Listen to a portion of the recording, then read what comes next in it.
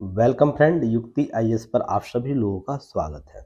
आज 13 फरवरी है, तो दैनिक जागरण के राष्ट्रीय संस्करण न्यूज़पेपर में आप लोगों के लिए पीटी, मेंस और इंटरव्यू और कौन-कौन से न्यूज़ है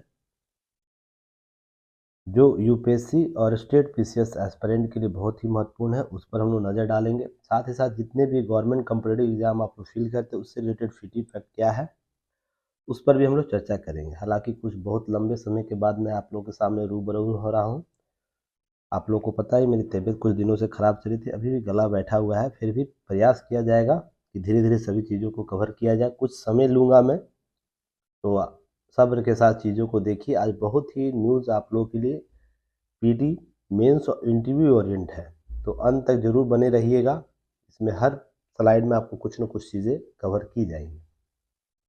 आगे बढ़ने से पहले आप युक्ति आईएएस का यूट्यूब चैनल ज़रूर सब्सक्राइब कीजिए, शेयर कीजिए और कमेंट सेक्शन में महत्वपूर्ण सुझाव और जो भी पीटी फैक्ट प्रश्न पूछे जाते हैं उसका उत्तर देने का प्रयास कीजिएगा, ताकि आप इसका इंटरनल डेवलपमेंट हो सके। इसके अतिरिक्त युक्ति आईएएस का ऐप डाउनलोड कर सकते हैं गूगल प्ले स्टोर से या तो एप्पल स्टोर से। आप लोग पास जो भी वर्जन का मोबाइल है आप उससे युक्ति आईएएस ऐप डाउनलोड कर सकते हैं और संबंधित की नोट्स प्राप्त कर सकते हैं आप वहाँ पर जाकर।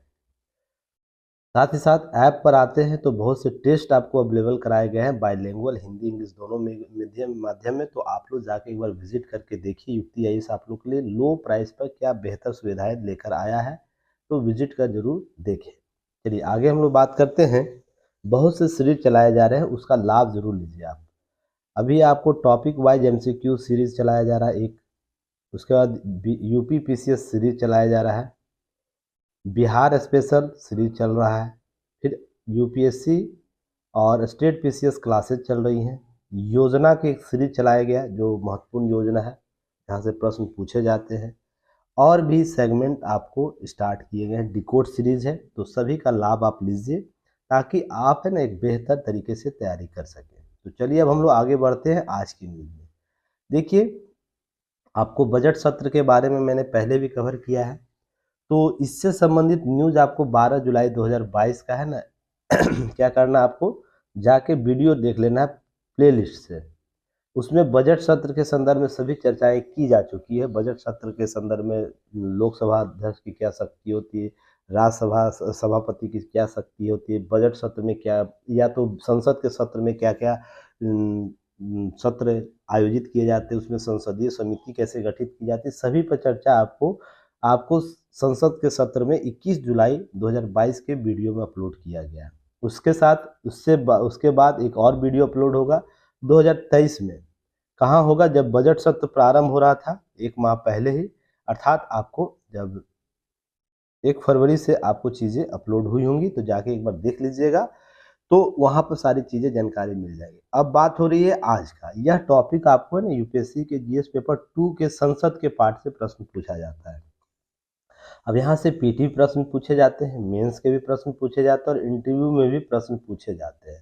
तो यह टॉपिक आपके लिए बहुत ही महत्वपूर्ण हो जाएगा। तो इसमें कुछ चीज़ें आज के न्यूज़ से हम लोग को निकाला जा सकता है, जिसमें देखिए दूसरा चरण यह आयोजित होगा जिसमें 6 अप्रैल तक चलेगा और इसमें 17 बैठकें होंगी। पीटी फैक्ट चीज़ों को कवर किया जाएगा और ध्यान रखिएगा आज से ही स्टार्ट होगा यह बजट सत्र का दूसरा, माने आप लोगों को जब 1 फरवरी के बाद चीज़ें बजट सत्र प्रस्तुत हो जाता है, बजट आ जाता है, उसके बाद 1 महीने का गैप दिया जाता है सभी समितियों को इस पर अपना रिव्यू करने के लिए और भी चीज़ें अपडेट करने के लिए। उसके बाद दोबारा संसद की बैठक होती है, आप लोगों को मैंने पहले भी बताया है।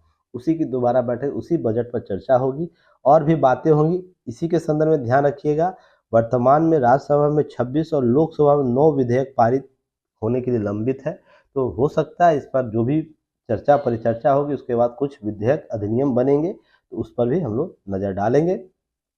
याद रखिएगा, जो संसदीय कार्य राज्य मंत्री अर्जुन राम मेघवाल, उनके द्वारा वित्तीय वित्त विधेयक है पारित कराने का प्रयास किया जाना, ऐसा संभावना व्यक्त किया जा रहा है कि सबसे बड़ा मुद्दा यह रहेगा कि वित्तीय विधेयक को पारित कराना है।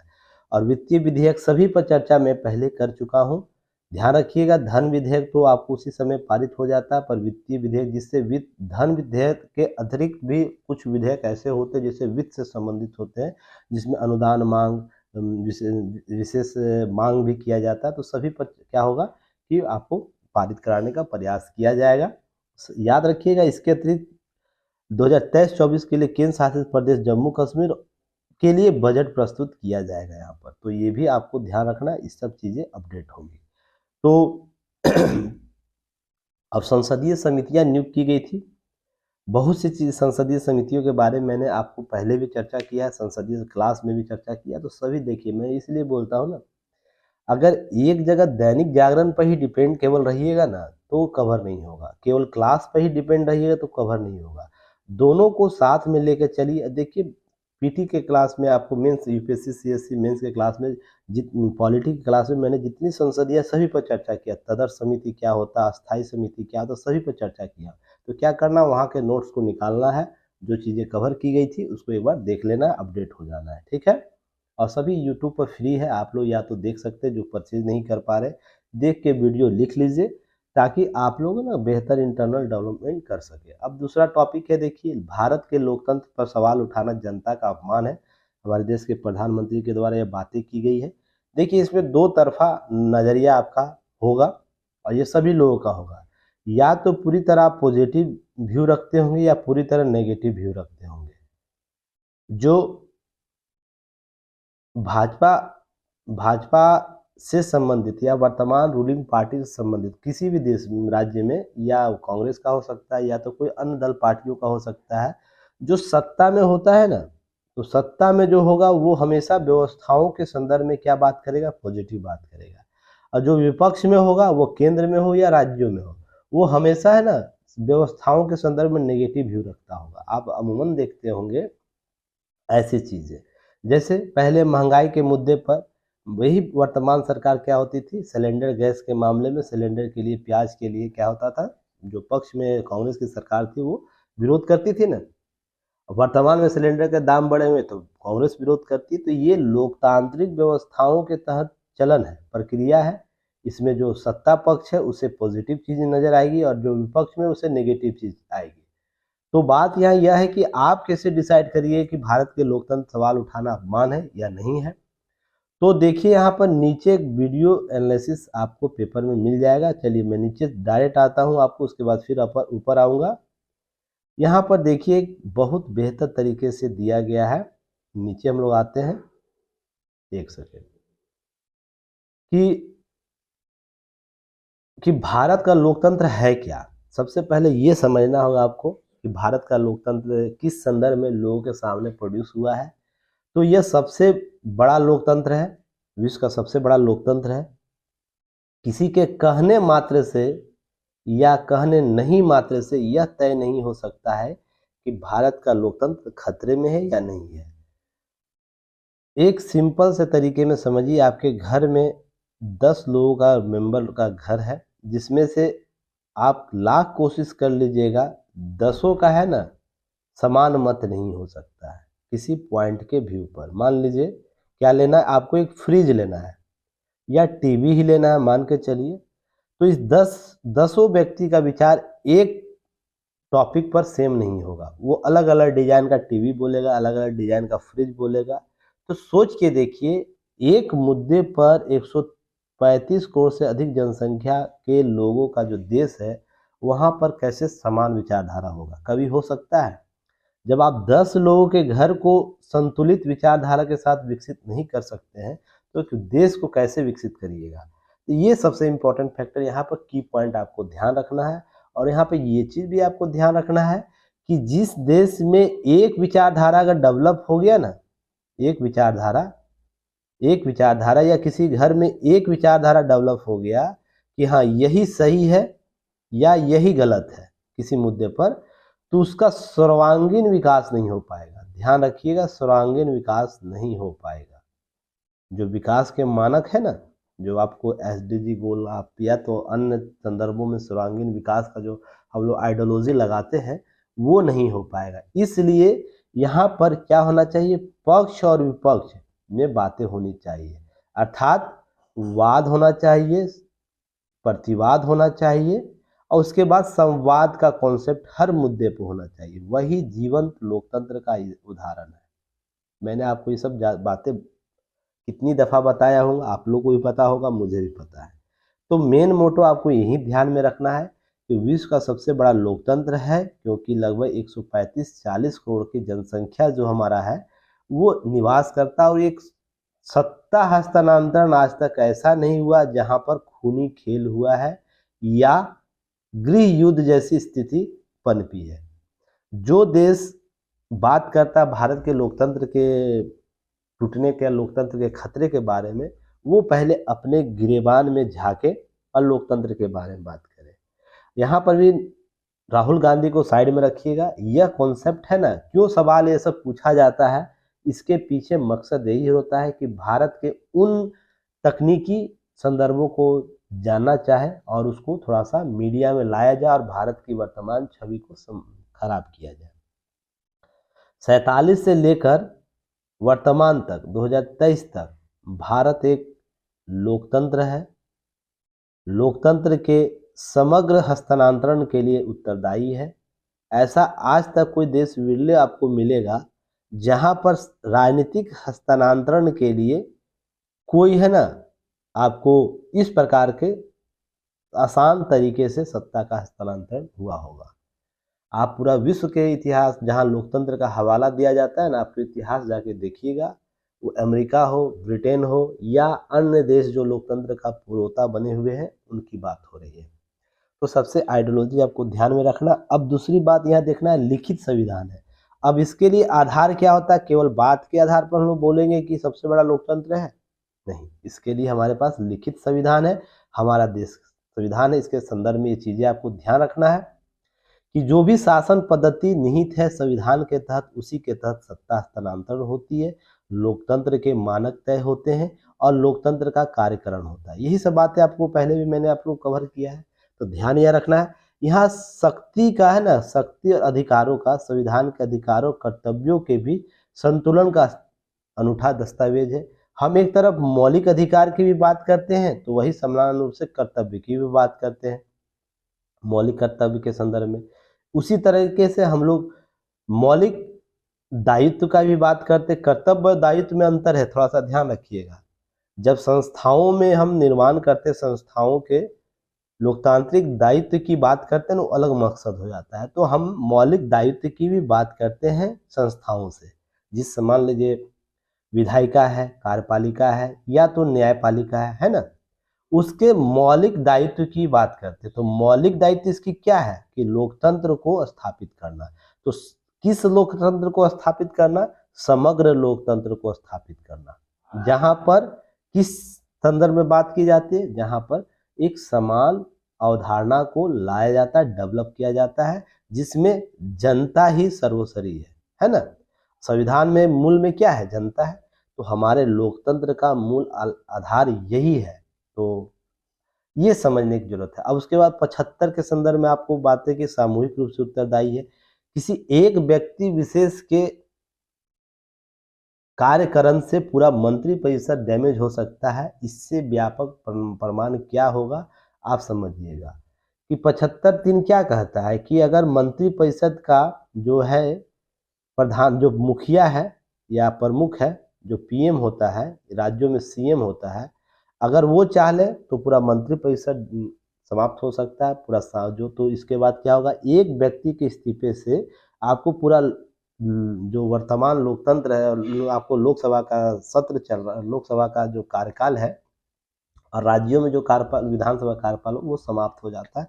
उसके सत्ता हस्तांतरण के लिए व्यापक प्रक्रिया, पुनः निर्वाचन होगा या फिर उसके बाद क्या किया जाएगा? आपको चीजें देने के लिए अवसर दिया जाता है। तो एक व्यापक प्रक्रिया है। तो किसी एक व्यक्ति के संदर्भ में भी यहाँ पर क्या किया गया? सामूहिक उत्तरदायित्व को डिफाइन किया गया है, बताया गया है। उसके बाद ध्यान रखिएगा 112 117 के प्रावधानों को भी वित्त पर संसद का नियंत्रण दिया गया। अब देखिए, बात कीजिएगा, अब मान लीजिए कार्यपालिका को शक्ति दे दी जाती, क्या दे जाती? जो प्रधानमंत्री है, राष्ट्रपति है, या हम इस संदर्भ में बात कर सकते हैं कि अस्थाई कार्यपालिका और एक अस्थाई कार्यपालिका होता है ना। अगर हम इसको शक्ति दे देते या न्यायपालिका को शक्ति दे देते, तो क्या वित्त जैसे व्यवस्था पर, जो किसी भी शासन व्यवस्था का एक मूल आधार होता है, जैसे आपके घर का क्या है? अगर आपके घर में पैसे अधिक होंगे तो आपके पास संपदा अधिक होगा, अगर कम होंगे संपदा कम होगा। तो इसके लिए नियंत्रण किसी खास व्यक्ति को दिया जाता है, तो नियंत्रण किसको दिया जाता है? आपके मम्मी को दिया जाता है, दिया जाता है। अमूमन देखते होंगे 99% घरों में देखते होंगे कि कमाता तो पुरुष है पर उसका नियंत्रण कौन करता है? महिला करती है, जो प्रमुख रहती है। तो क्यों दिया जाता है? इसलिए दिया जाता है कि उनको सारी जानकारियां होती हैं घर को चलाने के लिए, समग्र रूप से वो चीज़ों को मैनेज कर पाती है। तो इसी तरह वित्त उसके हाथ में होना चाहिए जो समग्र समस्याओं को पहचानता है। तो लोकतंत्र के संसद में क्या होता है? किसका प्रतिनिधि? जनता का प्रतिनिधि होता है। तो जनता का प्रतिनिधि कहाँ से चुनकर आता है? उन क्षेत्रों से चुनकर आता है जहां पर जनता जुड़ी होती है ना, जमीनी हकीकत से। अब वो विधानसभा के संदर्भ में भी देखिएगा, लोकसभा के संदर्भ में देखिएगा, है ना, लोकसभा सीट जहाँ होगा तो वहां से। तो इसलिए वित्त का प्रबंधन भी आपको उन्हीं के हाथों में दिया गया है। क्यों? क्योंकि उन लोगों से जुड़ा हुआ है जिसके लिए हम वित्त आवंटित करेंगे। सारा पैसा हम किसके लिए आवंटित करेंगे? जनता के लिए ही आवंटित करेंगे, उनके विकास के लिए ना। इसलिए ध्यान रखिएगा, लोकतंत्र का एक सबसे व्यापक आधार है। और ध्यान रखिएगा, अपने घर के उदाहरण से समझिएगा, जिस घर में शक्ति का संतुलन बनाए रखा जाएगा ना, शक्ति का संतुलन, उस घर का उन्नति बेहतर होगा। अब यहाँ देखिएगा, मेल है या फीमेल है, या अपने मदर फादर को देख लीजिएगा। यहाँ अगर मदर ही सर्वा हो जाएगा तो ये घर हमेशा उन्नति नहीं कर पाएगा, टूटेगा। या फादर ही सर्वशक्ति का सर्वशक्ति की शक्तियाँ अपने साथ लेके चलेगा तो वो भी घर उन्नति के रास्ते पर नहीं है, वहाँ पर कलह या इस प्रकार से डिस्प्यूट होंगे। पर जैसे ही बराबर संतुलन स्थापित कर लिया जाएगा, देखिएगा इस घर की उन्नति बेहतर होगी, है ना।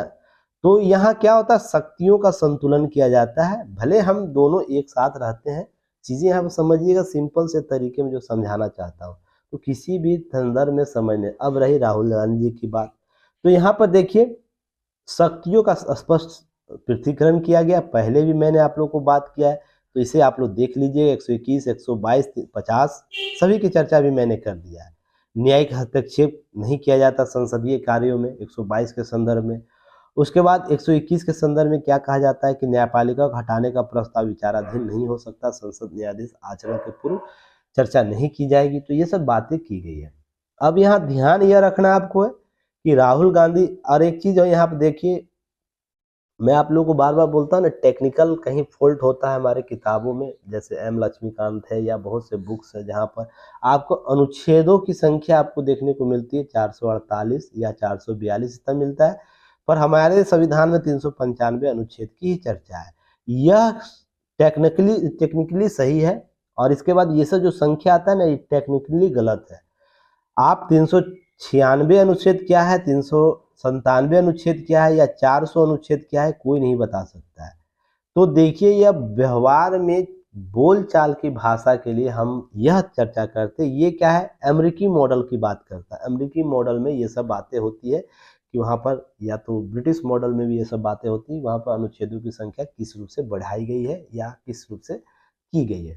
तो याद रखिएगा, यहाँ पर ध्यान रखिएगा, ब्रिटेन में अलिखित संविधान है पर उसके प्रस्तावों में सब चर्चा होती है, ठीक ना। कोई विधेयक आता है तो प्रस्तावों में चर्चा होती है, तो उसी तरह गणना की जाती है। तो यहाँ भी वही आचरण अपनाया जाता है, पर यह टेक्निकली गलत है कि हमारे संविधान में 448 अनुच्छेद, इसलिए मैंने यहाँ टिक किया, अंडरलाइन किया था। हमारे संविधान में 395 अनुच्छेद है, 395 के आगे कोई अनुच्छेद नहीं। अगर है तो कोई व्यक्ति मुझे ला के प्रस्तुत कीजिएगा, मैं उसको इनाम दूंगा, ठीक ना।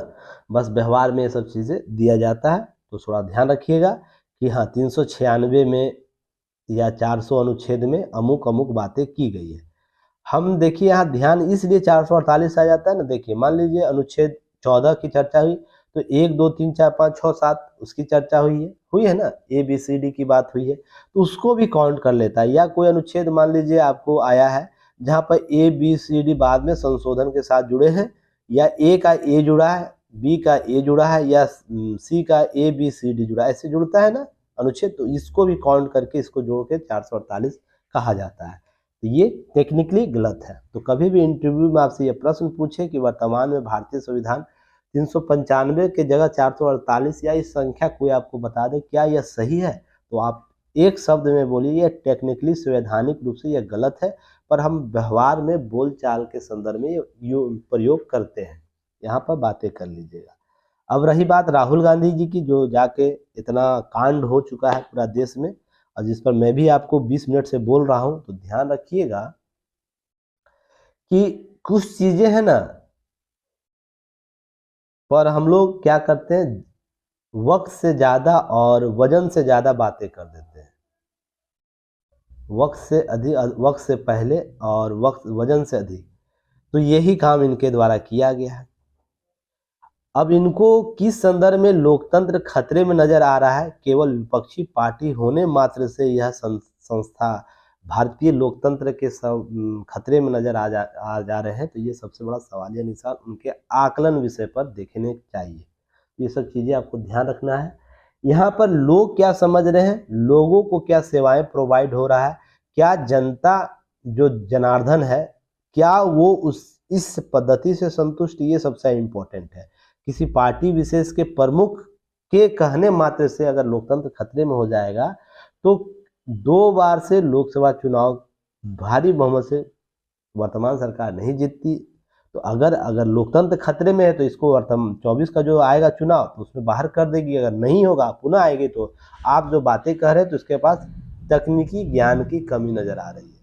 आप वेट एंड वॉच कीजिए, ये भविष्य में छोड़ दीजिए। अभी मैं इस पर टीका टिप्पणी इसलिए नहीं करूंगा, अगर अभी कर दूंगा तो आप बोलिएगा कि सपोर्टिव मेथड में आप बात कर रहे हैं सर। तो ये सब चीजें क्या है, वेट करेंगे। चलिए आगे बात करेंगे। तो थोड़ा सा कुछ चीजों को ना भविष्य के लिए छोड़ देना चाहिए, ताकि आप चीजों को उस संदर्भ में देखेंगे। अब देखिए यहाँ पर बात, एक और भी टॉपिक है।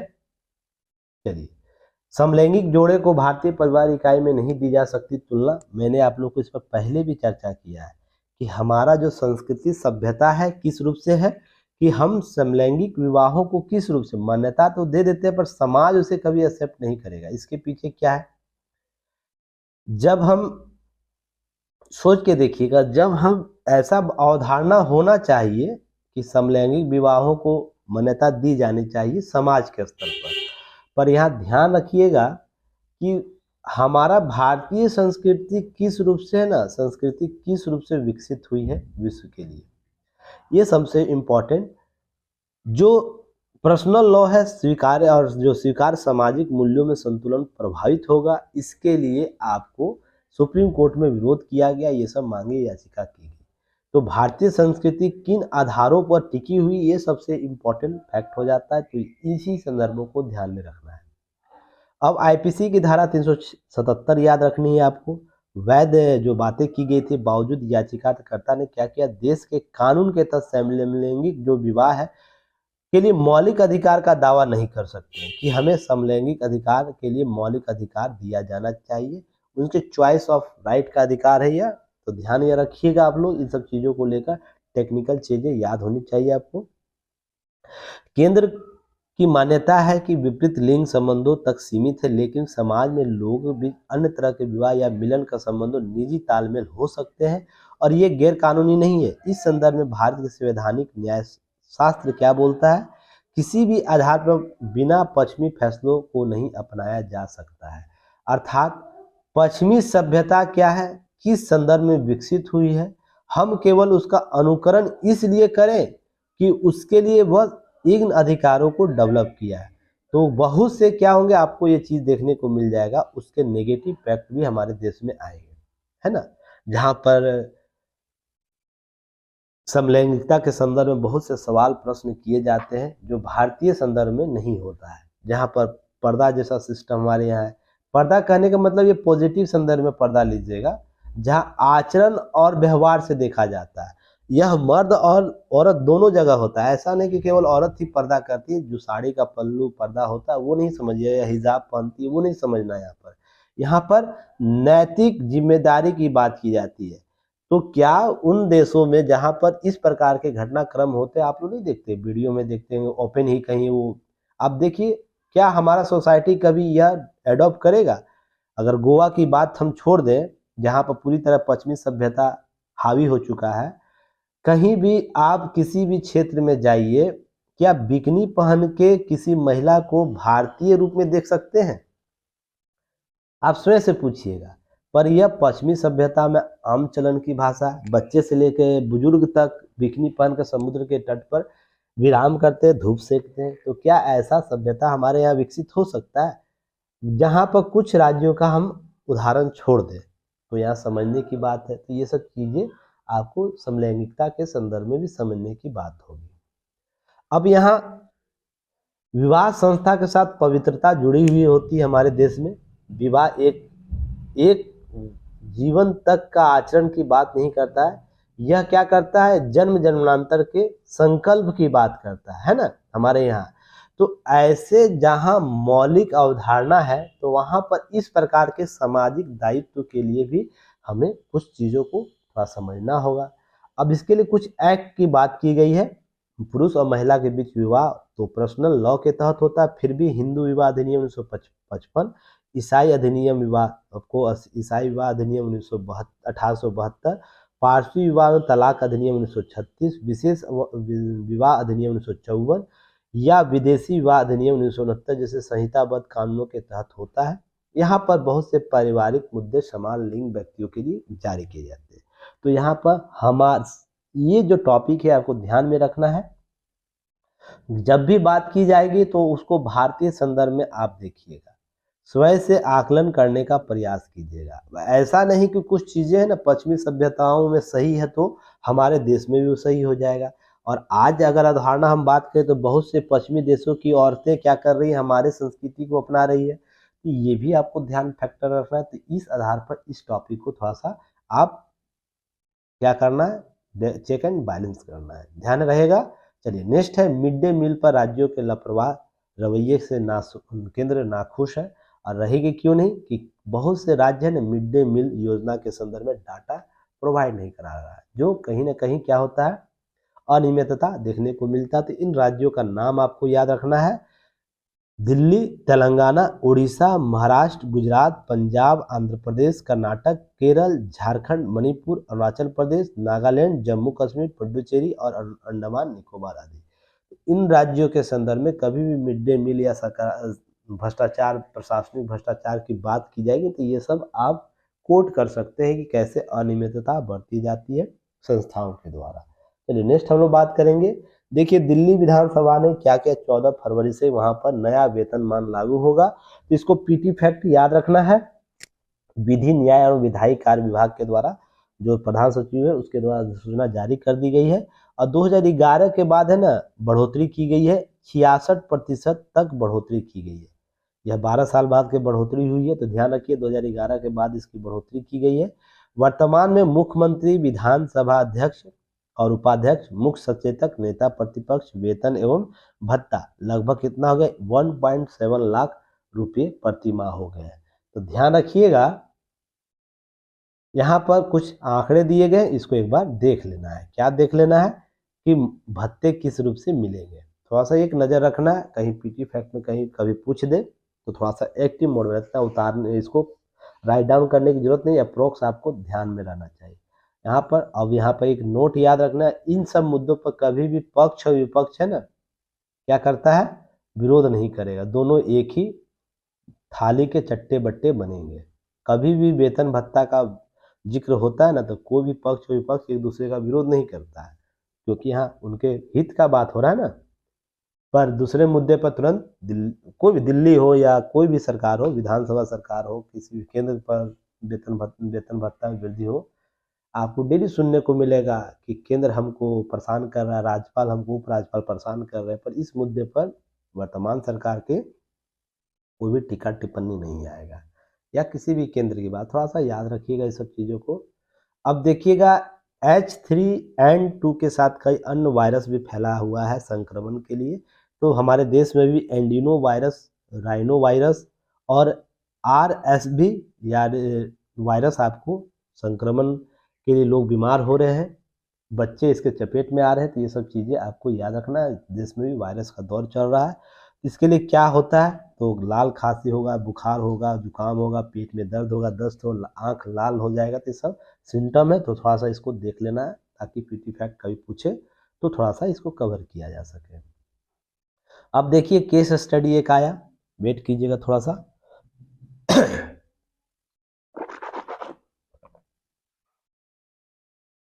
एक केस स्टडी है, इसे देखिएगा। हाल ही में एक जगह और भी हुआ था, तेलंगाना में शायद हुआ था ये ना मामला, मुझे याद आ रहा है तेलंगाना का ही शायद था, जहाँ पर आवारा कुत्ते ने एक बच्चे के उठा के उसको नोच नोच के मार दिया था। देखिए दिल्ली में ये घटना हुई। ये अपनी केस स्टडी के तौर पर आप इसे देखिएगा। ये किसी भी रूप से मानवीय सभ्यता में या नहीं लागू हो सकता है कि कोई आवारा कुत्ता एक मानवीय स्वभाव के संदर्भ में उसको किसी बच्चे को नोच नोच के मार के डाले। या तो इसके लिए कुछ मापदंड में कमी नज़र आ रही है, या तो मानवीय व्यवहार में भी कमी आ रही है कि जंतु जो पालतू जानवर हैं या आवारा कुत्ते, उसके बीच के फ़र्क को लोग समझने की ज़रूरत होगी।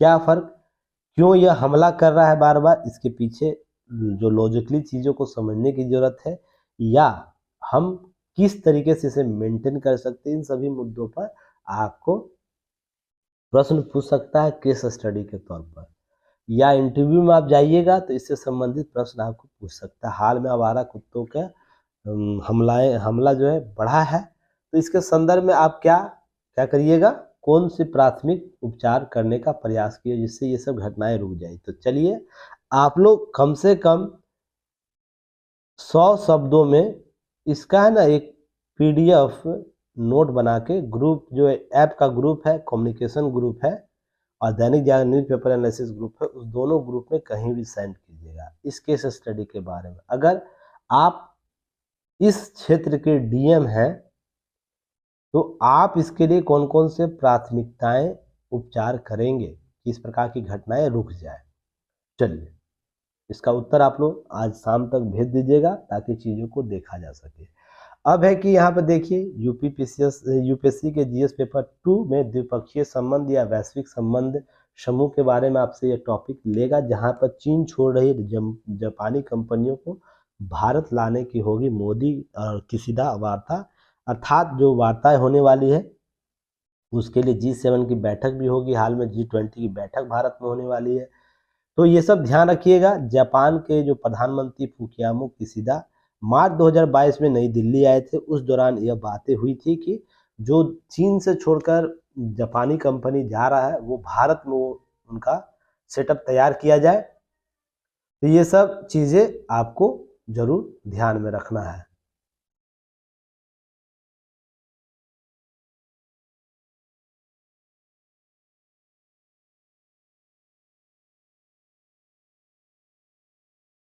थोड़ा सा वेट कीजिएगा।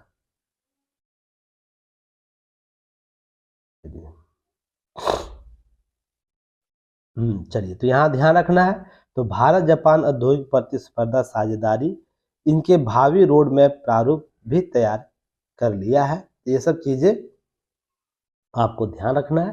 तो इसकी बैठक जो द्विपक्षीय बैठक जो होने वाली है अगले हफ्ते, उसमें हो सकता है इस पर कुछ निर्णय लिया जाएगा।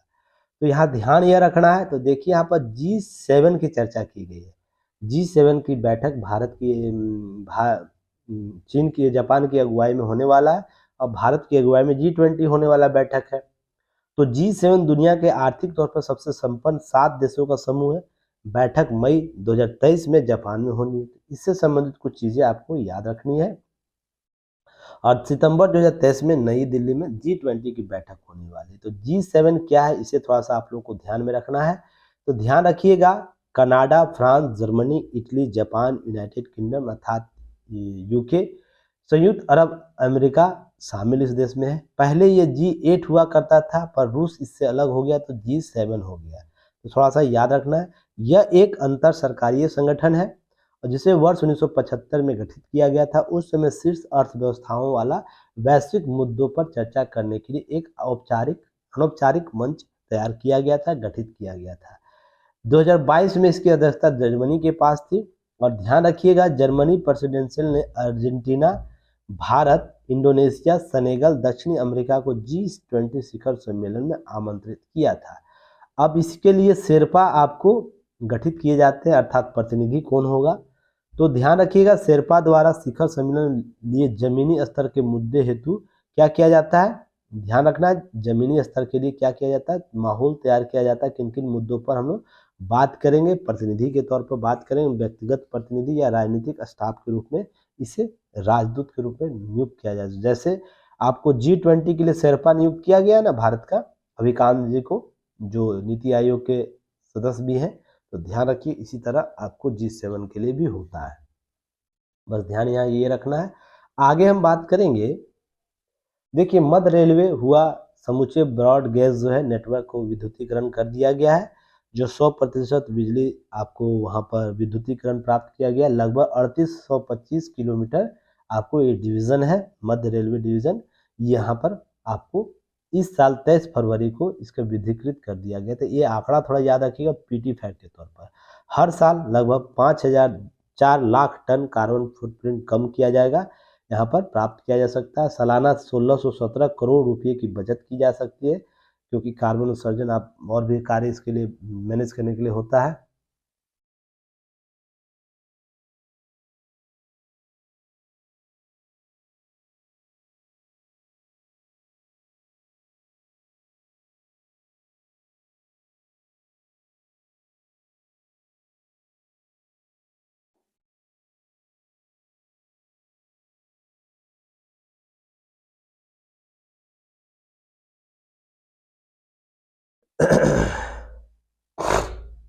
चलिए, तो यहाँ ध्यान यह रखना है कि भारत में पहली इलेक्ट्रॉनिक जो ट्रेन है 3 फरवरी 1925 में हार्बर लाइन तत्कालिक बॉम्बे विक्टोरिया टर्मिनल्स में स्टार्ट किया गया था।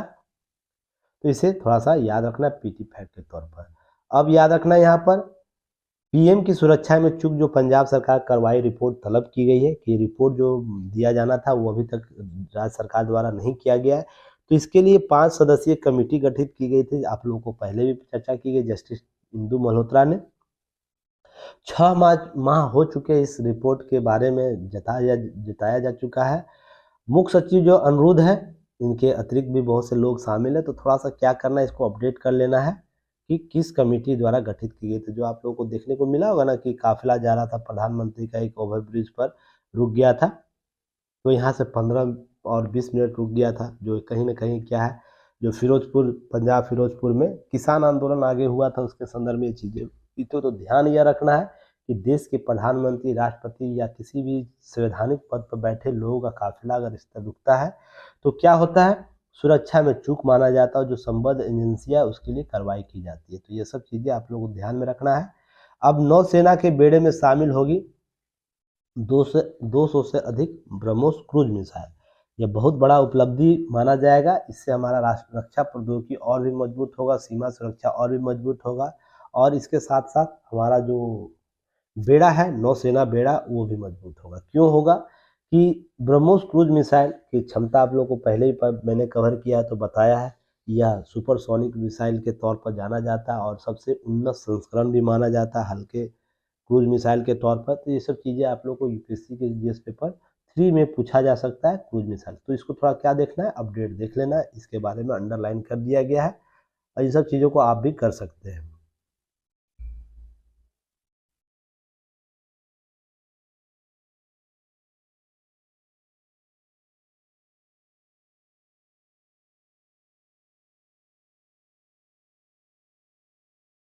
एक सेकेंड होल्ड कीजिएगा। तो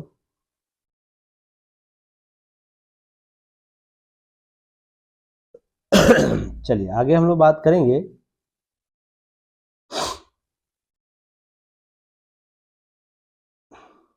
देखिए, ये इम्पोर्टेंट है, एससीओ की बैठक होने वाली, भारत इसका अध्यक्षता करेगा इस साल। तो एससीओ के एनएस बैठक में पाक की सीमित रहेगी हिस्सेदारी। तो बहुपक्षीय संबंध और संगठन, इसके संदर्भ में ध्यान रखिएगा। ये टॉपिक यूपीएससी जीएस पेपर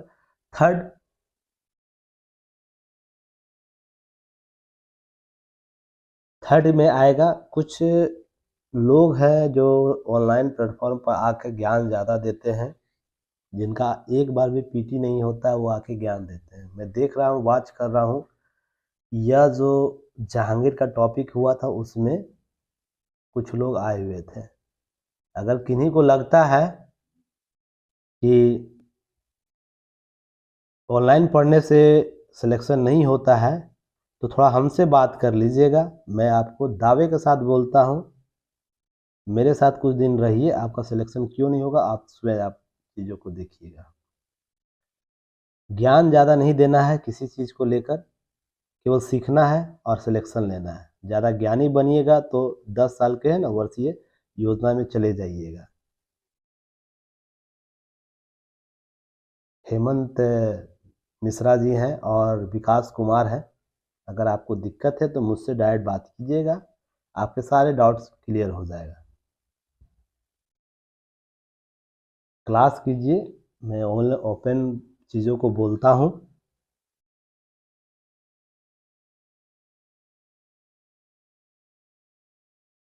चलिए, अगर किन्हीं को दिक्कत है तो मुझसे बात करें, ठीक ना। ऑनलाइन पर ज़्यादा ज्ञान नहीं देना है, नहीं तो ब्लॉक कर दिए जाओगे बेहतर तरीके से। चलिए, अब देखिए इस बारे में एससीओ के बारे में 2-3 चीज़ें ध्यान रखनी है। क्या ध्यान रखनी है कि भारत की अगुवाई में शंघाई जो सहयोग संगठन उसकी बैठक, सभी सदस्य देशों के राष्ट्रीय सुरक्षा सलाहकारों की बैठक 29 मार्च को होना तय है। तो ध्यान रखिएगा, इसके संदर्भ में राष्ट्रीय सुरक्षा सलाहकारों की बैठक भारत में होगी। इसके लिए ध्यान रखना, प्रधानमंत्री जो शहबाज शरीफ है पाकिस्तान के, की सरकार अभी तक अपने नियुक्ति की नहीं कर पाई, अर्थात कोई आएगा या नहीं आएगा इसके बारे में जानकारी नहीं दी गई है। पर यहाँ पर बात यहाँ यह है कि आपको इसकी बैठक, पिछले साल जो बातें हुई थी एससीओ में बैठक हुई थी, पाकिस्तान ने हिस्सा नहीं लिया था क्योंकि बैठक से ठीक पहले अप्रैल 2022 में प्रधानमंत्री इमरान खान सरकार में राष्ट्रीय सुरक्षा पद संभाल रहे थे, तो मोहम्मद यूसुफ ने इस्तीफा दिया था। तो ये सब बातें हुई थी आतंकवाद पर जब बैठक हुई थी। तो अब है कि जो बैठकें होंगी, क्या वो भारत इसमें पाकिस्तान शामिल होगा वो अलग मुद्दा है। पर यहाँ हमको क्या ध्यान में रखना है कि एससीओ संगठन क्या होता है, उससे संबंधित तथ्य क्या है, हम उस पर जानकारी रखेंगे। पिछला एससीओ जो बैठक हुआ उसके बारे में कुछ जानकारी रखेंगे। तो ध्यान रखना है, शंघाई जो सहयोग संगठन है, शिखर सम्मेलन 2022 उज्बेकिस्तान के समरकंद में हुआ था 2022 में। ध्यान रखिएगा 2022 में समरकंद में हुआ था। उसके बाद देखिए ध्यान ये रखना, समरकंद घोषणा क्या है, बातचीत और परामर्श के माध्यम से देशों के बीच मतभेदों और विवादों को शांतिपूर्ण समाधान के लिए प्रतिबद्धता व्यक्त किया गया था, उसकी वकालत की गई थी। तो यहाँ ध्यान ये रखना है कि बातचीत और परामर्श के माध्यम से क्या है, मतभेदों और विवादों को शांतिपूर्ण समाधान की बात की है। जो भी हमारे एससीओ संगठन देश है उसके कोई भी मतभेद हो तो क्या करना है, उसके लिए शांतिपूर्ण समाधान ढूंढना है, प्रतिबद्धता व्यक्त करना, ये बातें की गई थी। और समरकंद घोषणा का सदस्य देशों द्वारा हस्ताक्षर किए गए थे, अर्थात सभी देशों ने इसकी राय मानी और क्या किया, उस पर सहमति व्यक्त की। इसे ध्यान रखना है। अब नोट याद रखना है, समरकंद घोषणा में आपको कुछ चीज़ें आपको हुई थी, तो उसे क्या क्या याद रखना है उसके आसपास। तो पारंपरिक चिकित्सा का कार्य समूह गठित किया गया था। तो ये पहले नंबर में विश्व स्वास्थ्य संगठन WHO है। तो आप एक क्वेश्चन का उत्तर दीजिएगा, WHO का स्थापना कब हुआ था, इसके कितने सदस्य हैं और वर्तमान में इसके निदेशक कौन है, ठीक ना। अब भारत से WHO के कोई अध्यक्ष बने हैं, WHO के कोई समिति के अध्यक्ष बने हैं, तो ये भी नाम आपको बताना है। तो चलिए, अब याद यहाँ रखना है क्या क्या,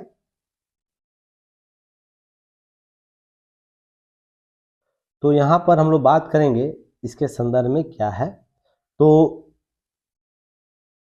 विश्व स्वास्थ्य संगठन जो है गुजरात में पारंपरिक चिकित्सा के लिए अपना वैश्विक केंद्र खोला है, तो ये आपको ध्यान रखना है। WHO द्वारा स्थापित पारंपरिक चिकित्सा के लिए पहला और एकमात्र विश्वव्यापी केंद्र है यह। तो इसी संदर्भ में आपको वाराणसी 2020-22-23 के लिए एससीओ पर्यटन सांस्कृतिक राजधानी घोषित किया है, ये भी आपको जानकारी होना चाहिए। 2023 के लिए एससीओ की अध्यक्षता भारत संभालेगा, ये जानकारी आपको होनी चाहिए। अब शंघाई सहयोग संगठन क्या है, इसे आप लोग जानिए। यह 2001 में गठित एक अस्थायी अंतर सरकारी अंतर्राष्ट्रीय संगठन है जो बायलैटरल काम करता है और इसकी अध्यक्षता रोटेशनल बनेंगे। जो भी इसका 9 सदस्य देश है वो रोटेशनल बनता है इसका अध्यक्ष। तो ध्यान रखिएगा, एससीओ चार्टर 2002 में हस्ताक्षरित किए गए और 2003 से यह लागू हो गया है। तो आंकड़े याद रखना है। यह यूरेशियाई राजनीतिक आर्थिक सैन्य संगठन है जिसका लक्ष्य क्षेत्र में शांति, सुरक्षा और स्थिरता। तो यह अंतर्राष्ट्रीय क्षेत्रीय संगठन कहा जाता है इसे। जैसे बहुराष्ट्रीय संगठन कौन है? जो अंतर्राष्ट्रीय संगठन आपको यूएन के रूप में जिसके उसके और संस्थाएं हैं। पर क्षेत्रीय रीजनल रूप से मान लीजिए विश्व में कोई भारतीय उपमहाद्वीप का जो संगठन होगा वो क्षेत्रीय कहलाएगा, एशिया के लिए कोई संगठन होगा वो क्षेत्रीय कहलाएगा, अफ्रीकी देश का कोई संगठन होगा वो क्षेत्रीय संगठन कहलाएगा। अर्थात एक खास स्थान पर्टिकुलर देश से संबंधित देशों का एक समूह होगा वो क्षेत्रीय अंतर्राष्ट्रीय क्षेत्रीय संगठन कहलाता है।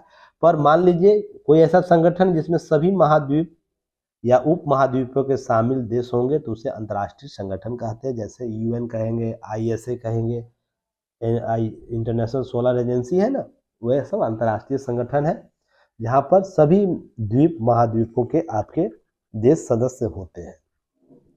तो कंफ्यूज नहीं होना है।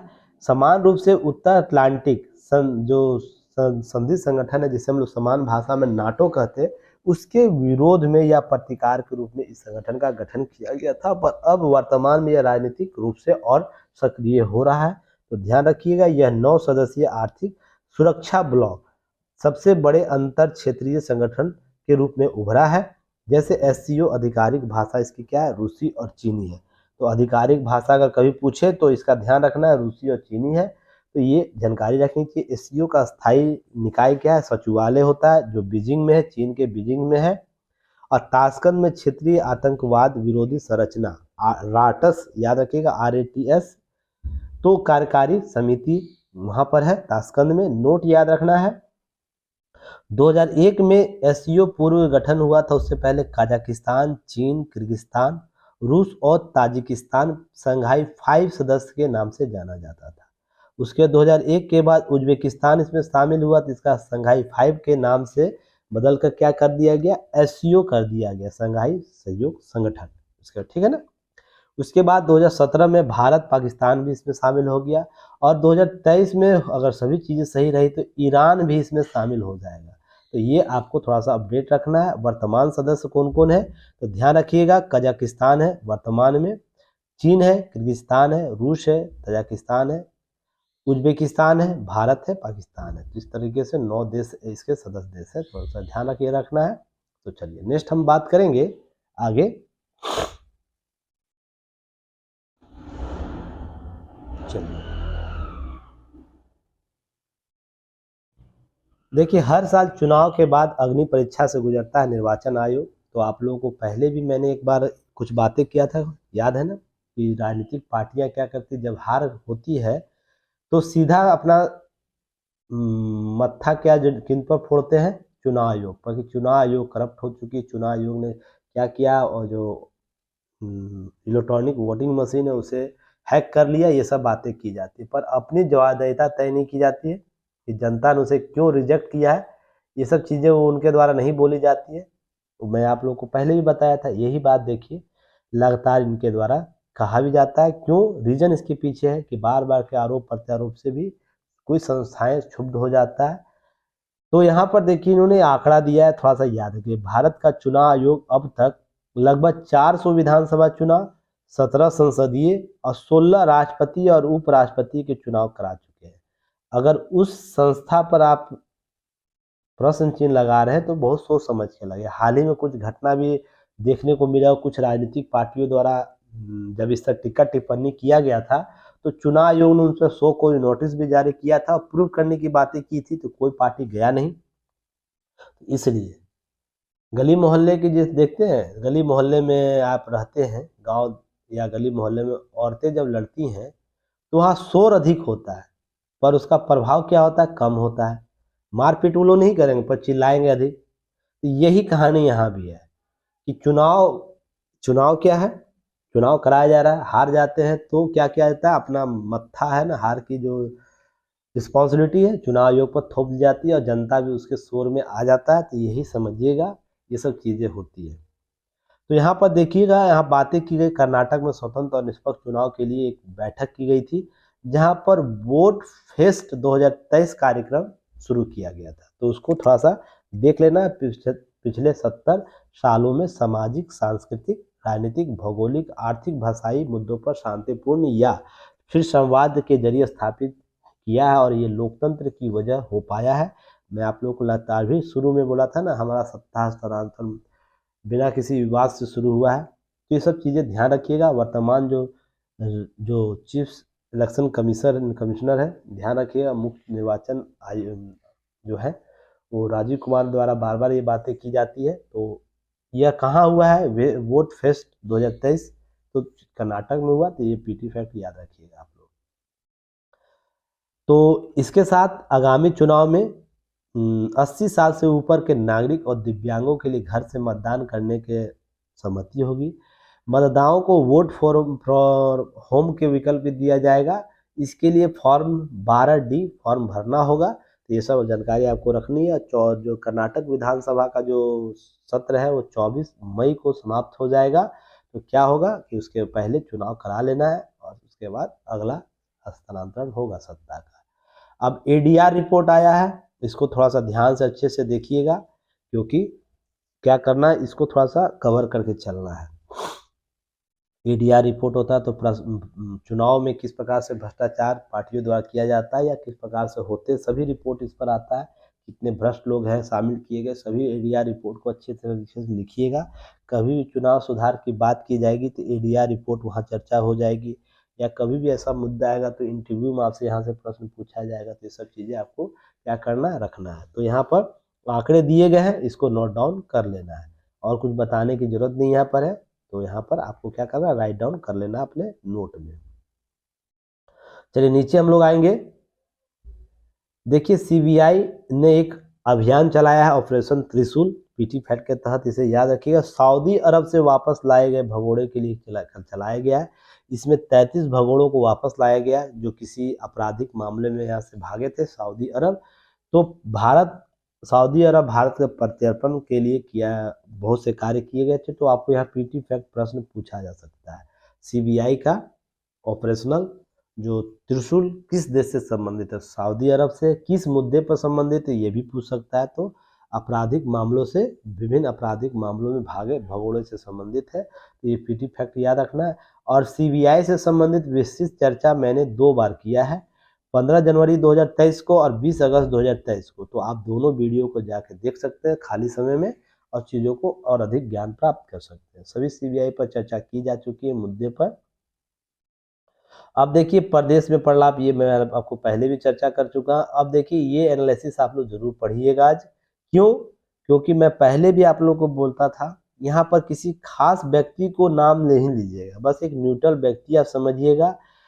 तो वो प्रधानमंत्री के पद पर है, तो क्या वो पद पर बैठा व्यक्ति का कार्य उसके व्यक्तित्व से निर्धारित किया जा रहा है या उसके कार्य पद पर बने रहने के पद पर रहने के बाद जो कार्य पद्धति किया जा रहा है, कार्य जो किया जा रहा है उसके आधार पर उसका आकलन किया जा रहा है।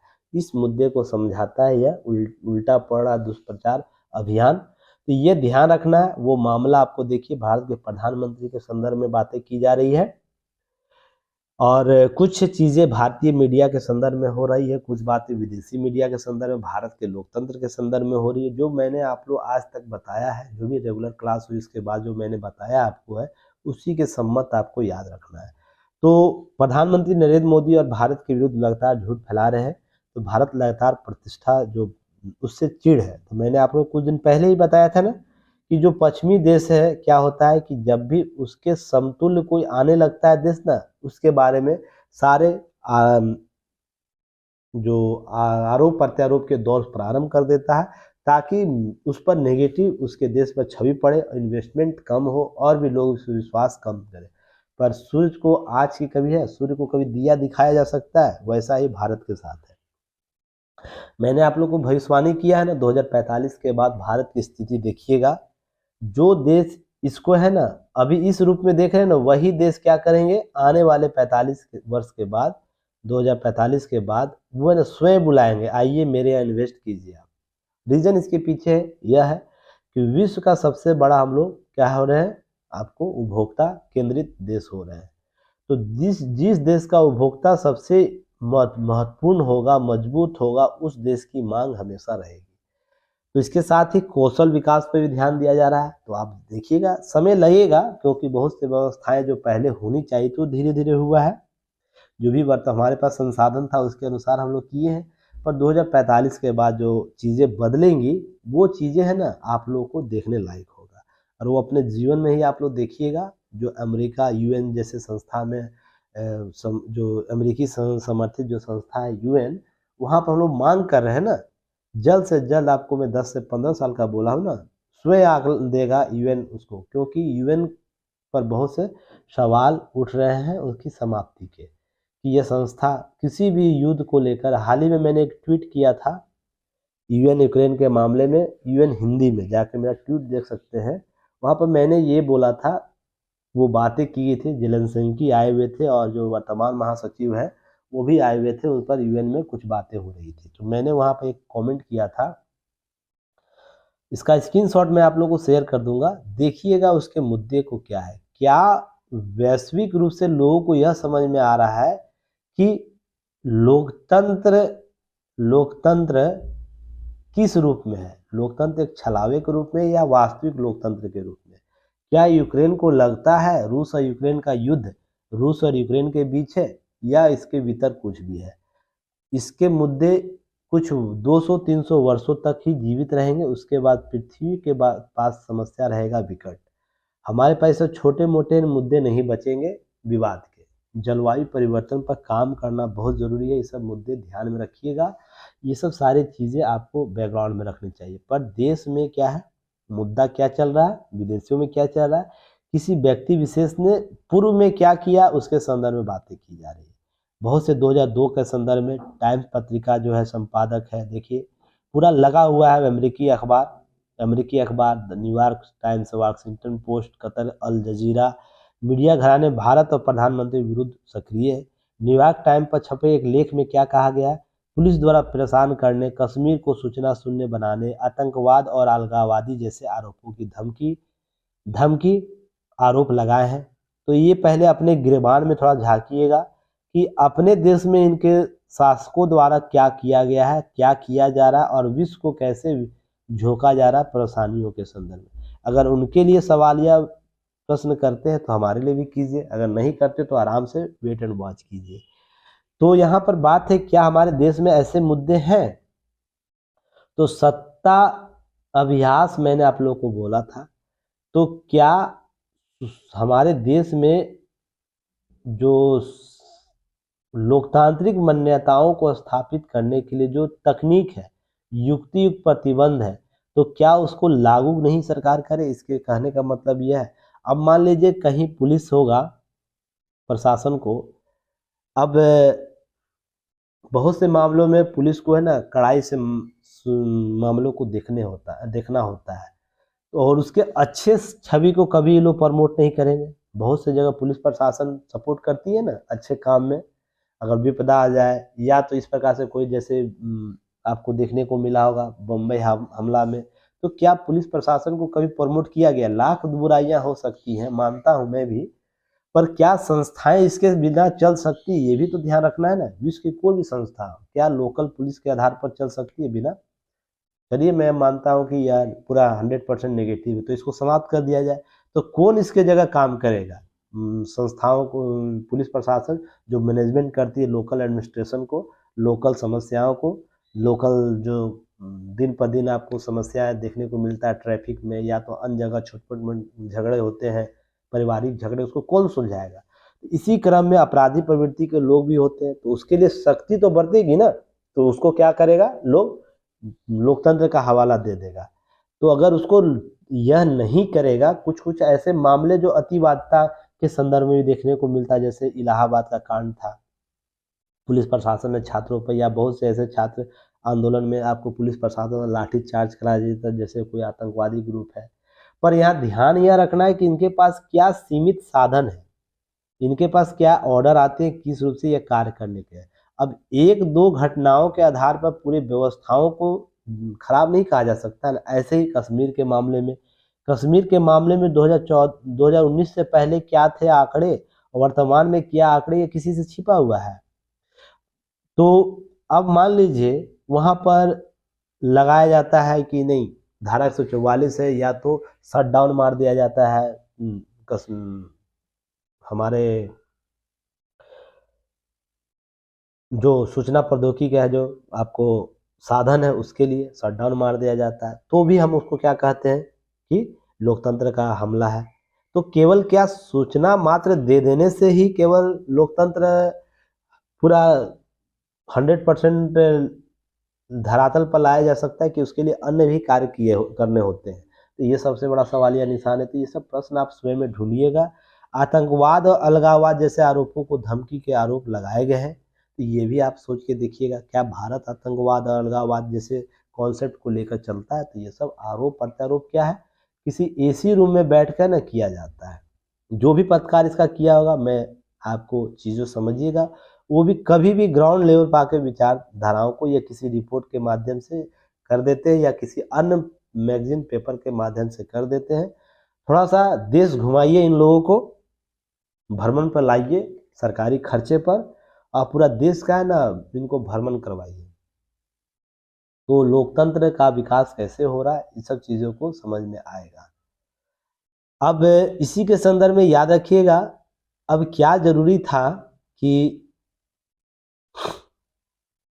2002 की घटना को वर्तमान में बिना किसी एडिटिंग के, बिना किसी नए रिपोर्ट के साथ बीबीसी ने जारी किया उसी डॉक्यूमेंट्री को। तो ये सबसे बड़ा सवालिया निशान उस पर आता है कि मान लीजिए कुछ नया अपडेट होता, नया शोध आता, नया कुछ आता, आप लाते तो समझ में आता, पर वही आप कुछ बिना अनकट किए हुए वही अपलोड कर रहे हैं, इसका मतलब आपके पीछे कुछ मंशा उसके पीछे रही होगी। तो ये भी समझने की जरूरत है।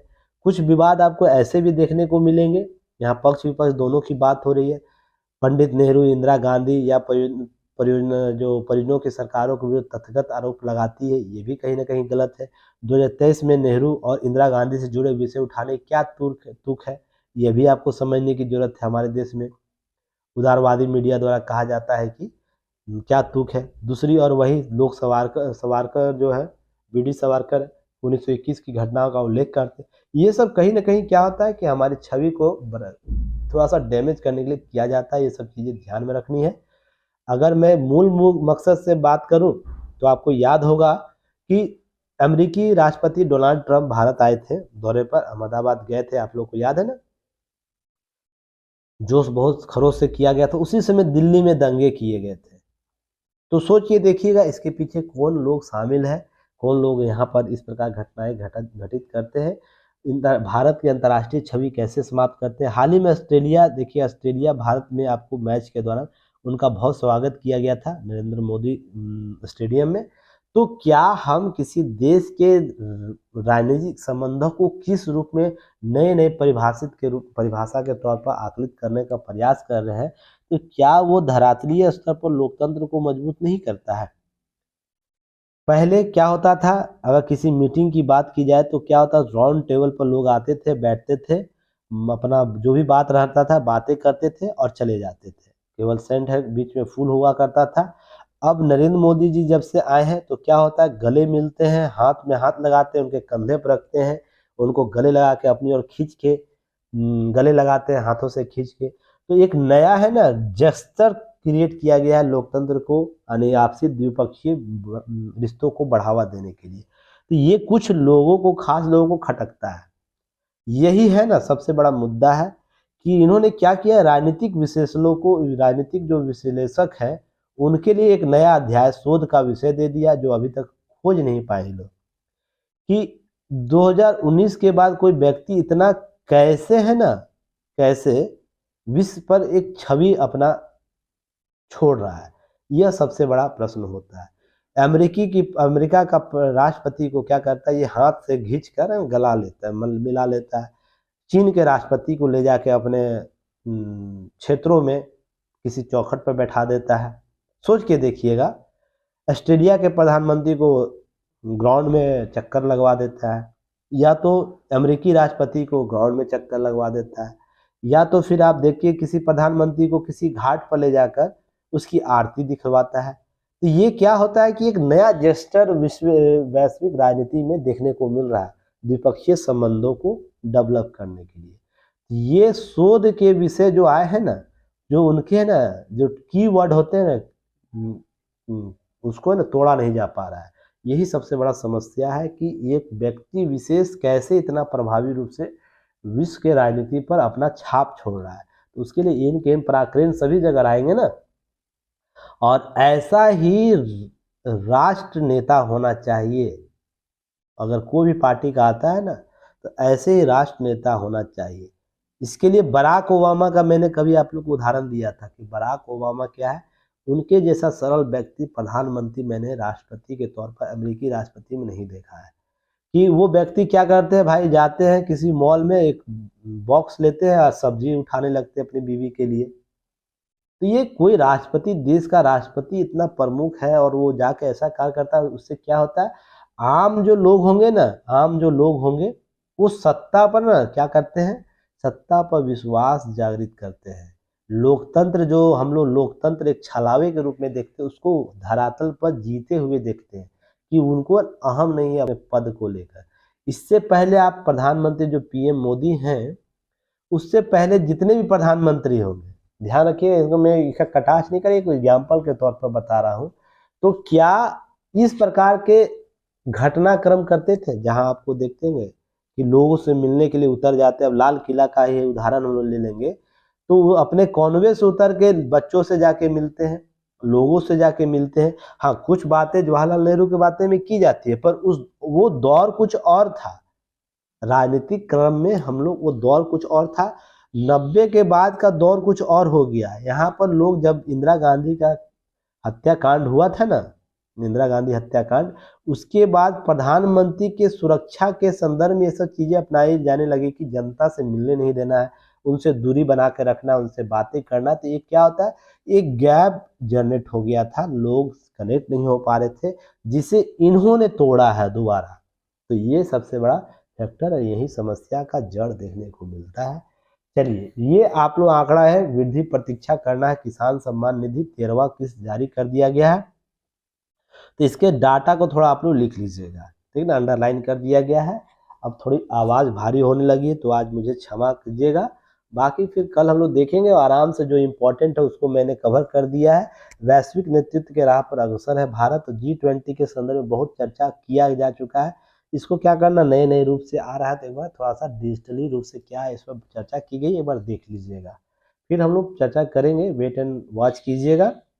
एक आर्टिकल यहाँ भी है, इससे भी आप लोग देख लीजिएगा। स्टार्टअप के लिए योजना दिया जा रहा है, तो इसमें क्या बातें की गई है कि इकोसिस्टम स्टार्टअप का डैमेज ना हो। एक SB जो अमेरिकी कंपनी है, दिवालिया हो गई है, बैंक, अमेरिकी बैंक, उसके लिए जो भारतीय स्टार्टअप पैसा लगा है, उससे उसके रिकवरी के लिए क्या किया गया, एक फंड क्रिएट किया गया। तो उस फंड के संदर्भ में आप लोग को जानकारी होनी चाहिए, तो 55 चीज़ों को कवर कर लीजिएगा। चलिए, उम्मीद करता हूँ जो भी चीज़ें कराई गई हैं उसे बेहतर तरीके से कवर कर लीजिएगा। इस डाटा को भी देख लीजिएगा। नेशनल सैंपल सर्वे के 78 दौरे का रिपोर्ट आया है, जिसमें क्या कहा गया है कि देश में 95% अधिक ग्रामीण आबादी और 97.2% शहरी आबादी पीने योग्य पानी मिल रहा है। तो स्वच्छ जल पेयजल योजना के बारे में आपको अच्छी तरीके से जानकारी होनी चाहिए। यह क्या है, हर घर नल योजना भी आपकी जानकारी होनी चाहिए। ये सब चर्चा आपको पहले भी की जा चुकी है, तो थोड़ा सा अपडेट कर लीजिएगा। कल फिर हम मिलते हैं नए न्यूज़ के साथ कल। तब तक के लिए धन्यवाद। जय हिंद। सपोर्ट बनाए रखिएगा और युक्ति आइस को सपोर्ट कीजिए। क्लास कैसा लगा कमेंट सेक्शन में ज़रूर बताइएगा, और जो प्रश्न PT फैक्ट के पूछे गए हैं वो सब आंसर देने का प्रयास कीजिए। धन्यवाद। जय हिंद।